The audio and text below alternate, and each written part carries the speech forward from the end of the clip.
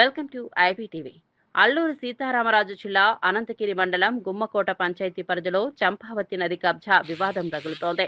భీమవరం సమీపంలో నది గర్భంలోనే అక్రమంగా భవన నిర్మాణాలు జరుగుతున్నాయని స్థానికులు ఆరోపిస్తున్నారు. పంచాయతీ అధికారులు నిబంధనలకు విరుద్ధంగా అనుమతులు ఇచ్చారని వారు చెబుతున్నారు. గతంలో గ్రామస్తులు అడ్డుకున్నప్పటికీ రెవెన్యూ యంత్రాంగం స్పందించలేదని విమర్శించారు. నది ప్రవాహానికి అడ్డంకులు ఏర్పడేలా నిర్మాణాలు కొనసాగుతున్నాయని తెలిపారు.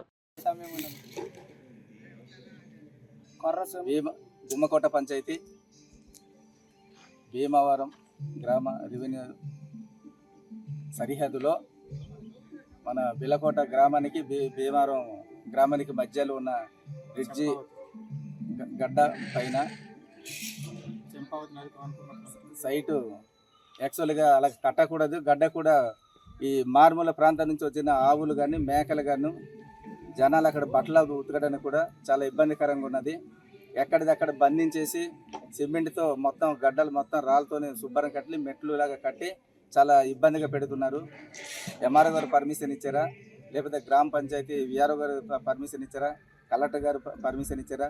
తక్షణమే దాని మీద చర్య తీసుకోవాలని నేను ఒక మండల ఉపాధ్యక్షుడిగా నేను ఖండిస్తున్నాను. దాని మీద తక్షణమే దాని మీద చర్య తీసుకోవాలని నేను ఈ సందర్భంగా తెలియజేస్తున్నాను.